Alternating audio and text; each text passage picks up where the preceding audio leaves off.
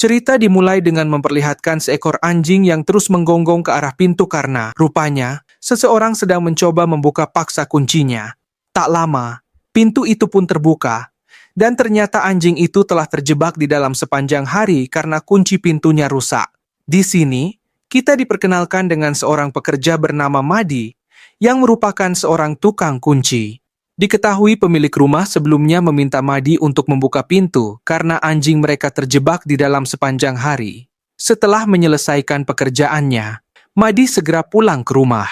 Namun, dalam perjalanan, ada banyak orang yang sedang berdemo karena 3 hari lalu, seorang polisi menembak seorang aktivis kulit hitam. Karena hal ini, orang-orang, terutama warga kulit hitam, turun ke jalan dan memenuhi seluruh kota. Beberapa jam kemudian, Madi akhirnya sampai di depan rumah kontrakannya. Di saat yang sama, seorang wanita menghubunginya. Rupanya, wanita itu ingin menggunakan jasa Madi karena apartemennya terkunci dan tidak bisa dibuka. Madi langsung mencatat nama dan alamat wanita itu dan segera menuju ke sana.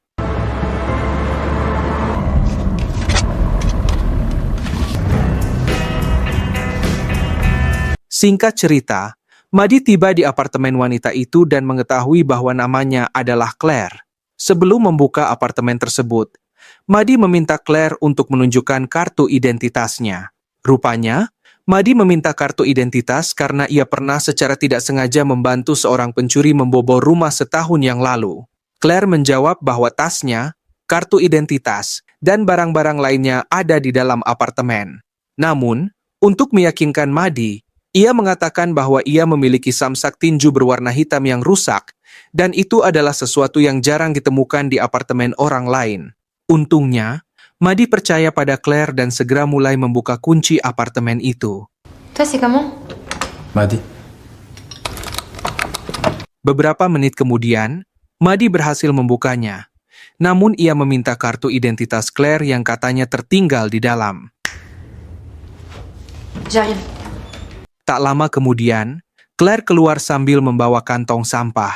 Ia mengatakan akan membuang sampah ke bawah dan pergi ke ATM, karena ia tidak membawa uang tunai untuk membayar Madi. Sementara itu, Madi diminta untuk menunggu di dalam, dan Claire berkata bahwa ia sudah menaruh kartu identitasnya di atas meja. Setelah dipersilahkan masuk, Madi pun segera masuk ke dalam sambil menunggu Claire. Namun, di dalam, ia tidak melihat kartu identitas Claire di atas meja, tetapi saat ia melihat samsak tinju hitam yang rusak, Madi yakin bahwa apartemen ini memang milik Claire. Beberapa saat kemudian, Claire menghubungi Madi dengan nada sangat panik. Claire meminta Madi untuk segera meninggalkan apartemen. Namun, di saat yang sama, seorang anggota mafia bernama Sam muncul. Tanpa banyak bicara, Sam langsung mendekati Madi dan menyerangnya secara brutal.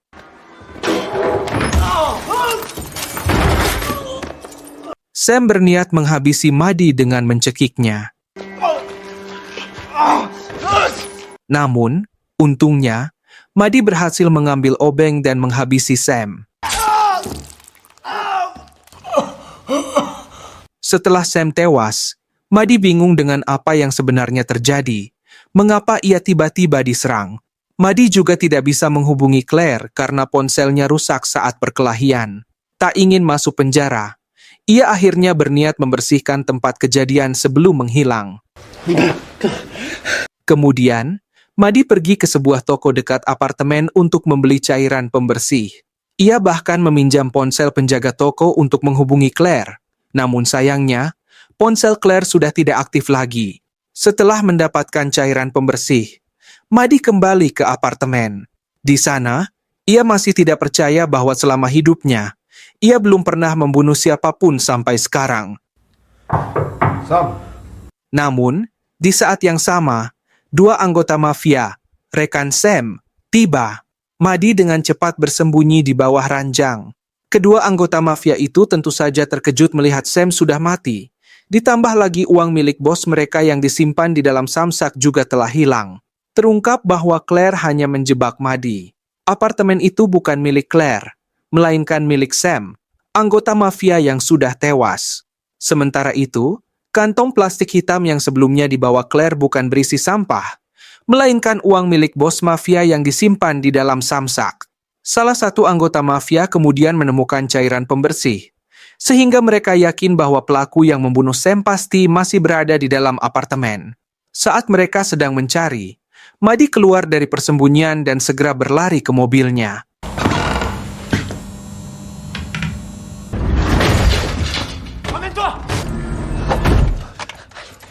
Sayangnya, mobil yang digunakan Madi mogok, dan akhirnya ia tertangkap oleh mereka.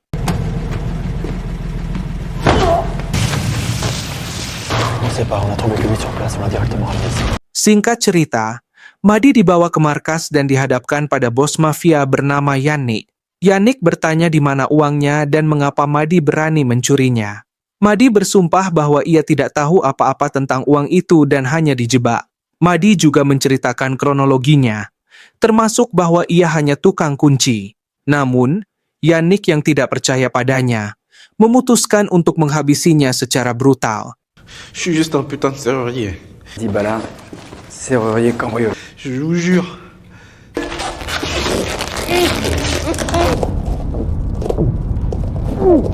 Yannick kembali bertanya pada Madi apakah ia bersedia berkata jujur, dan Madi langsung mengangguk. Maintenant, la vérité, ok? Akhirnya, Yannick memerintahkan anak buahnya untuk membuka lakban yang menutup mulut Madi. Namun, saat dibuka, Madi langsung bersumpah bahwa apa yang ia katakan sebelumnya adalah benar. Claire adalah pelaku sebenarnya yang telah mengambil uang milik Yannick, sedangkan ia hanya tukang kunci biasa yang tidak tahu apa-apa. Yannick mulai mempercayai Madi sampai salah satu anak buahnya mencoba menanyakan ciri-ciri pelaku. Anak buah ini bernama Theo, dan Theo adalah orang yang paling dipercaya oleh Yannick. C'est ce qu'elle m'a dit. Aux épaules, pas plus de 30 ans. Blanche, noire, rebeu. Pas d'accent. Setelah menyebutkan ciri-ciri pelaku, kelompok Yannick yakin bahwa pelakunya adalah seorang wanita malam yang sering tidur dengan Sam. Namun, masalahnya adalah Sam sering berganti pasangan. Akhirnya, Yannick menyuruh Theo dan salah satu anak buahnya untuk membawa Madi ke tempat prostitusi yang biasa dikunjungi Sam. Tujuannya adalah untuk menunjukkan wanita mana yang telah mencuri uang mereka. Sebelum itu, Yannick juga menunjukkan bukti berupa obeng yang digunakan Madi untuk menghabisi Sam. Jadi, jika Madi berani melarikan diri, ia pasti akan diburu oleh kelompok Yannick, termasuk polisi. Qui font chier. Singkat cerita, Theo dan salah satu rekannya membawa Madi ke tempat prostitusi, sesuai perintah Yannick. Dalam perjalanan, Theo mengatakan bahwa Madi seharusnya tidak ikut campur dengan kelompok mereka. Kemudian, Theo membuka ponselnya, yang tanpa sengaja dilihat oleh Madi. Sesampainya di tempat tujuan, Theo langsung menyuruh rekannya untuk membawa Madi mencari wanita yang mencuri uang mereka, sementara Theo akan menunggu di luar. Kemudian, satu persatu wanita di setiap kamar diperiksa dengan teliti, namun Madi tidak pernah menemukannya. Pada satu titik, ada seorang polisi di sana.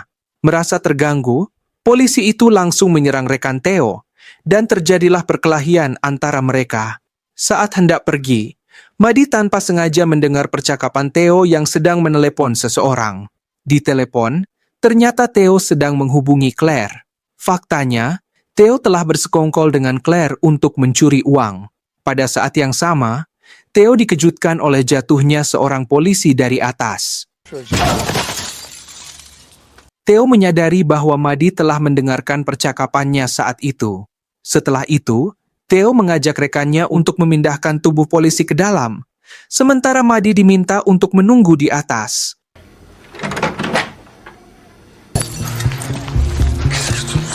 Setelah polisi dipindahkan, Theo menyuruh rekannya untuk menunggu di mobil, sementara ia pergi menemui Madi guna mencari Claire lagi.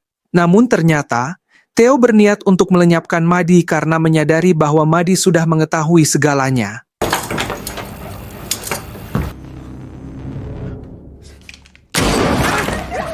Madi nyaris tertangkap hingga akhirnya mereka berdua terjatuh menuju tempat parkir. Untungnya, posisi jatuh Madi berada di atas, sehingga ia bisa bangkit kembali. Madi pun mengambil ponsel milik Theo dan melarikan diri dari tempat itu. Namun tak lama kemudian, Theo bangkit dan kembali mengejar Madi. Terjadilah kejar-kejaran. Madi mengambil sepeda sementara Theo mencoba menghentikannya dengan tembakan.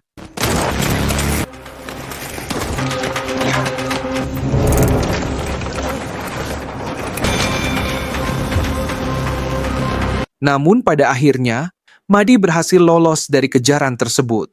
Singkatnya, Theo kembali ke markas bersama salah satu rekannya.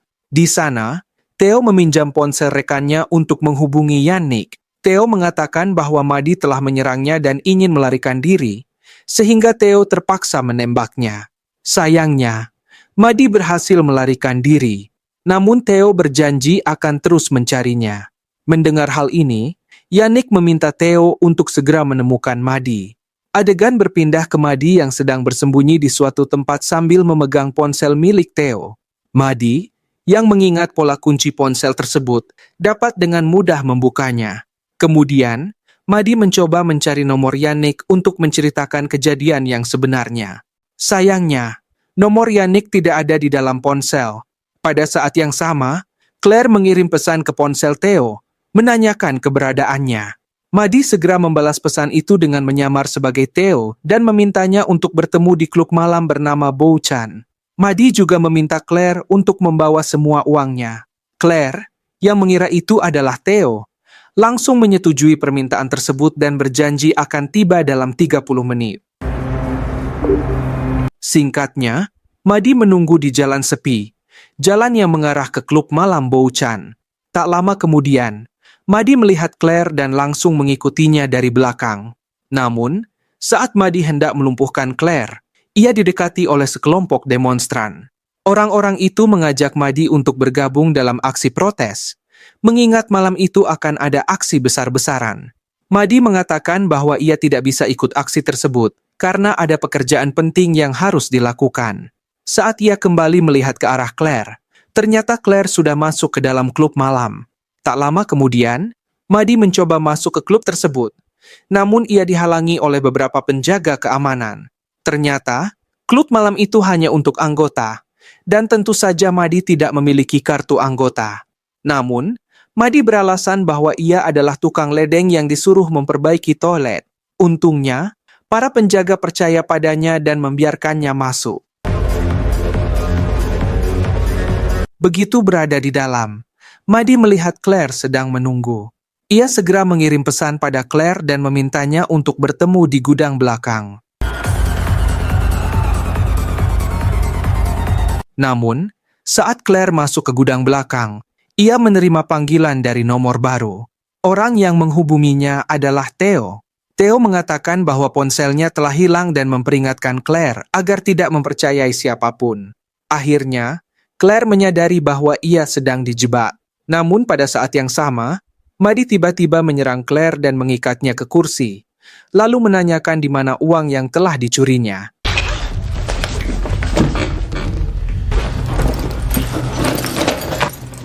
C'est où l'argent? De l'argent! Je fais pas toujours ce qu'on me dit. Claire menjawab bahwa ia tidak membawa uang itu.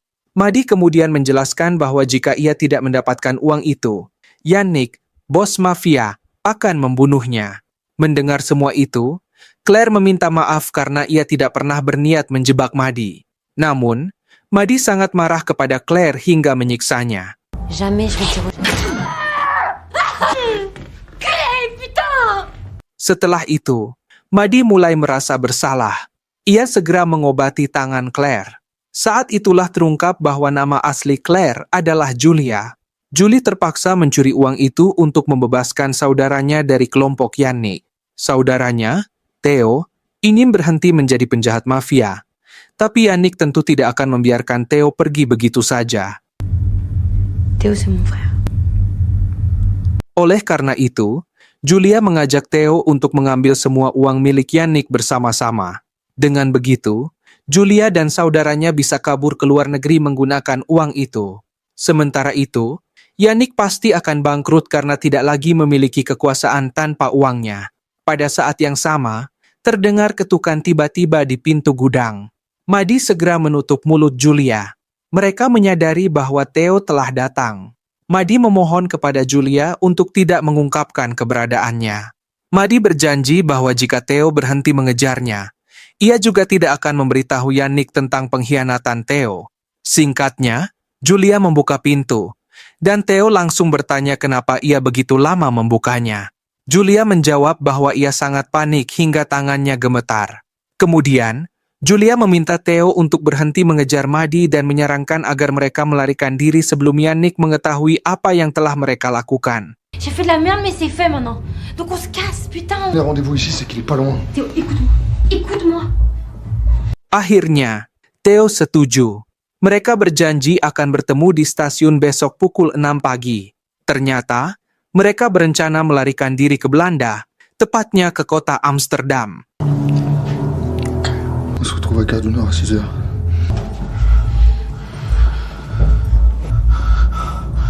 Setelah itu, Theo mengantar Julia ke bus untuk mengambil uangnya, sementara Theo akan kembali ke markas agar tidak dicurigai oleh Yannick.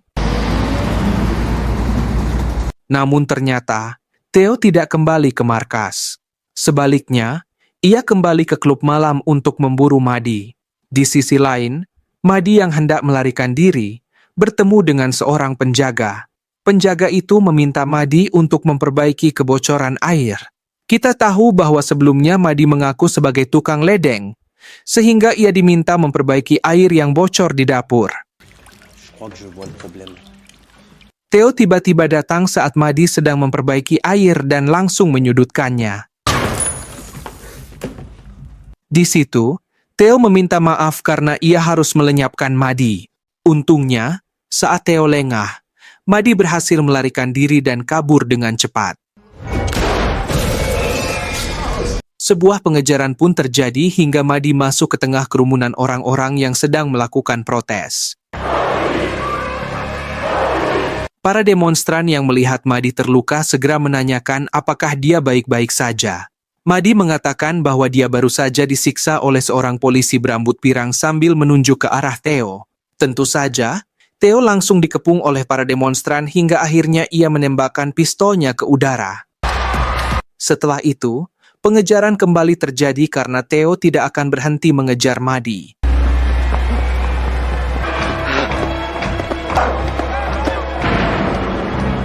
Pada suatu kesempatan, Madi menerobos barikade polisi hingga akhirnya ia harus ditangkap. Sementara itu, Theo yang melihat kejadian tersebut memilih menghindar dengan berjalan ke arah lain. Sayangnya, Theo juga dihentikan oleh polisi. Ia mencoba melarikan diri tetapi akhirnya berhasil ditangkap. Kembali ke Madi, yang hendak dibawa ke kantor polisi. Sebelum itu, seorang kepala polisi mencoba memeriksa wajah Madi. Namun ia membiarkan Madi ditangkap setelah melihat wajahnya. Saat Madi sudah berada di dalam mobil, ternyata ia dan Theo berada di mobil yang sama. Di sisi lain, kepala polisi tersebut ternyata adalah anak buah Yannick. Ia segera memberitahu bahwa Madi, orang yang sedang dicari Yannick, kini sedang dalam perjalanan ke kantor polisi. Dalam perjalanan, Madi dan Theo saling melirik, tidak percaya bahwa mereka bisa berada di mobil yang sama. 30 menit kemudian, mobil polisi yang membawa Madi dan Theo tiba-tiba ditabrak dari samping. Ternyata itu adalah kelompok Yannick. Mereka terkejut melihat Theo berada di dalam mobil, tetapi langsung membawa Madi dan Theo ke markas mereka.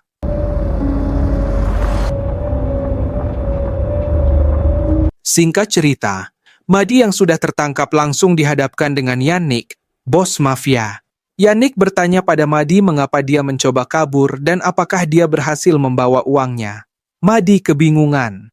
Jika ia mengadu soal Theo, maka Theo pasti akan langsung dibunuh. Namun jika ia diam, dia sendiri yang akan menjadi korban. Di saat yang sama, Theo mencoba memfitnah Madi, berharap Yannick akan menghabisinya. Akhirnya, Madi mengatakan bahwa Theo adalah otak di balik pencurian uang tersebut. Awalnya, Yannick tidak mempercayainya dan berniat menghabisi Madi. Son téléphone, regardez son téléphone. Namun, Madi berkata bahwa jika Yannick tidak percaya, Dia bisa memeriksa ponsel Theo dan melihat galeri terakhirnya.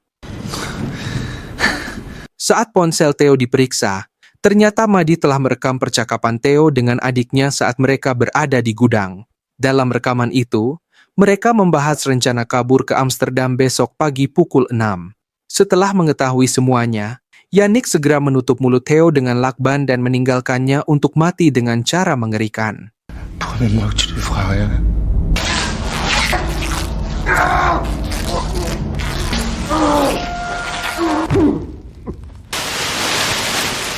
Madi merasa tidak tega karena secara tidak langsung, Theo mati akibat ia mengadu pada Yannick. Kemudian, Yannick mengucapkan terima kasih kepada Madi karena telah mengatakan segalanya. Kini, Yannick akan membebaskan Madi, tapi setelah ini, Madi harus menghilang dan tidak pernah kembali. Ça, je te le rends. Madi langsung dibawa oleh anak buah Yannick ke suatu tempat.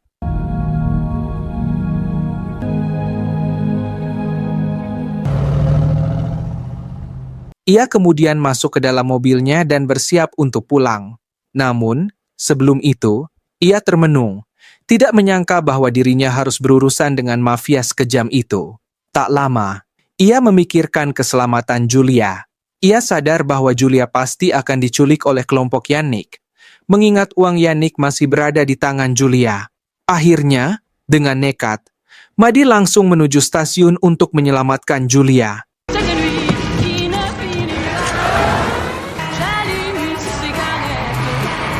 Madi terlihat mengendarai mobilnya secara ugal-ugalan, memancing polisi untuk mengejarnya.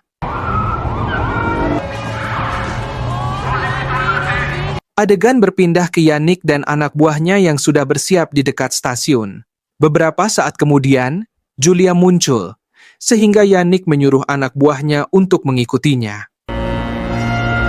Amsterdam Central, 6 heures. Di saat yang sama, Madi masih berusaha kabur dari kejaran polisi.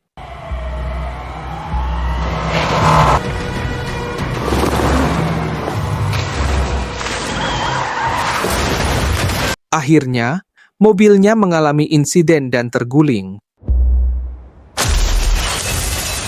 Namun, saat polisi mendekati mobil Madi, mereka menemukan bahwa Madi sudah melarikan diri.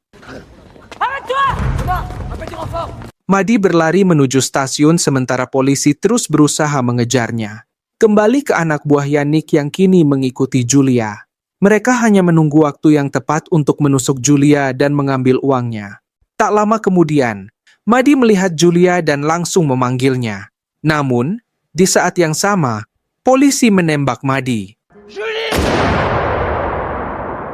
Akibatnya, rencana Yannick dan anak buahnya untuk membunuh Julia gagal.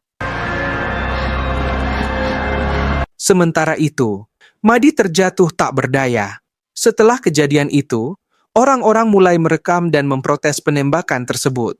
Mereka marah karena, sekali lagi, polisi bertindak brutal dengan menembak seorang pria kulit hitam. Kita tahu bahwa demonstrasi tadi malam terjadi sebagai bentuk protes terhadap polisi yang kerap bersikap rasis terhadap orang kulit hitam. Namun sekarang, kejadian itu terulang lagi. Di akhir film, Julia terlihat selamat dan hendak pergi ke Amsterdam. Sementara itu, Madi terlihat masih selamat dari tembakan tersebut.